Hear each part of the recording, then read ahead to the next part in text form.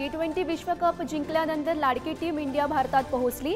चाहत्यांची प्रतीक्षा संपली। दिल्ली विमानतळावर तुफान गर्दी।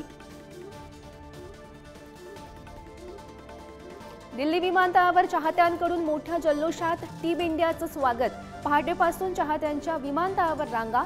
चाहत्यांचा आनंद गगनात। आज राज्य मंत्रिमंडळाची बैठक। विधान परिषदेच्या सभापती पदाबाबत निर्णयाची शक्यता। राम शिंदे, निरंजन डावखरे, दरेकर यांच्या नावासाठी भाजप आग्रही।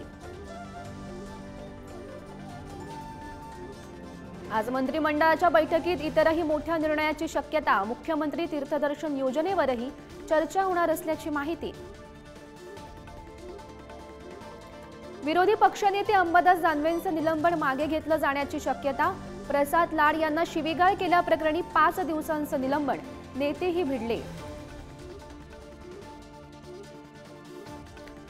पावसाळी अधिवेशनात आज शेतकऱ्यांच्या प्रश्नावर चर्चा होणार। निवडणुकीच्या तोंडावर शेतकऱ्यांसाठी काही महत्त्वाच्या निर्णयांचीही शक्यता। भाजपाचे ज्येष्ठ नेते लालकृष्ण अडवाणी यांची प्रकृती खालावली। दिल्लीतील अपोलो रुग्णालयात केलं दाखल। सध्या प्रकृती स्थिर असल्याची डॉक्टरांची माहिती।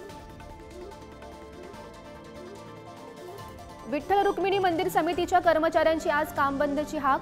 समितीतील कर्मचाऱ्याला मनसेचे तालुका अध्यक्षांना शिवीगाळ केल्याचा निषेध करणार, तर मनसेच्या शशिकांत पाटील यांच्यावर गुन्हा दाखल करण्याची मागणी। वाढवण बंदराच्या भूमिपूजनाची सरकारकडून तयारी। आज बंदर विरोधी समितीची ही बैठकीकडे लक्ष। तुकाराम महाराजांची पालखी दौंडच्या वरवणमध्ये मुक्कामी, तर केडगाव चौफुला येथे घुंगरांचा छनछनाट। टाळ मृदुंगाचाही नाद, लावणी आणि भक्तिगीतांचा मिलाफ।